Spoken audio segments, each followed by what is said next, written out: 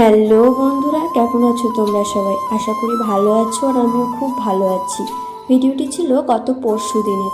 আর গত পরশু দিন কী ছিল তোমরা সবাই জানো, শ্রাবণ মাসের প্রথম সোমবার। আর যেহেতু আমি শ্রাবণ মাসের সোমবারগুলোতে উপোস করি, তাই সবার প্রথমে সকালে ঘুম থেকে উঠে বাড়িঘরগুলো মুছে নিলাম। তারপরে রান্নাঘরে গিয়ে দেখি বাসন ছিল, সেগুলোও মেজে নিলাম। তারপরে স্নান করে সবার প্রথমে বাড়ির শিব ঠাকুরকে জল ঢেলেছিলাম, কারণ দিদা বলে যে বাড়ির ঠাকুরকে আগে পুজো করে তারপরে অন্য কোথাও যেতে হয়। তো বাড়ির পুজো করার পরে আমি যে মন্দিরে যাব তার জন্য বাবার মাথায় জল ঢালার জন্য সব কিছু জোগাড় করে নিয়েছিলাম।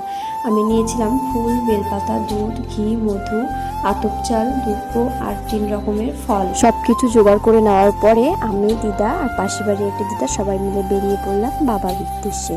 আর মন্দিরটা আমাদের বাড়ি থেকে বেশি দূর না, হেঁটে গেলে প্রায় 1 মিনিট লাগে। বাবার মন্দিরে আসার পরে সবার প্রথমে বাবাকে প্রণাম করে নিয়ে তারপরে জল ঢালতে যাচ্ছিলাম। এই যে আমি বাবার মাথায় জল ঢালতে গেছি, এই নিয়ে ভিডিও ছেড়েছিলাম জল ঢালার। তো অনেকে কমেন্ট করেছে যে জল ঢালার ভিডিও করতে হয় নাকি, জল ঢালার ভিডিও করলে তবেই বোঝা যায় যে শিবের উপোস করেছে। ব্যাপারটা সেরকম না। আসলে আমার ভালো লাগে বাবাকে সবার সঙ্গে শেয়ার করতে, বাবার মাথায় জল ঢালতে যাবো এইসব ভিডিও শেয়ার করতে ভালো লাগে।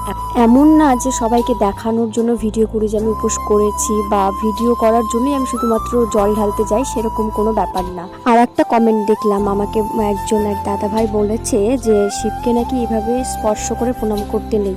তো দাদা ভাই, আমি সত্যিই জানি না স্পর্শ করে প্রণাম করলে কি হয়, তবে বাবাকে স্পর্শ করে প্রণাম করলে একটু শান্তি লাগে। এরপরে বাড়িতে এসে বাড়ির পুজো করে নিয়ে ফল প্রসাদ খেয়ে নিয়েছিলাম। তারপরে বাদাম ভাজতে তুলে দিয়েছিলাম, বাদাম ভাজার পরে দুধ জাল দিয়েছি, দিয়ে তারপর একটু শ্যামা করে রেখেছিলাম।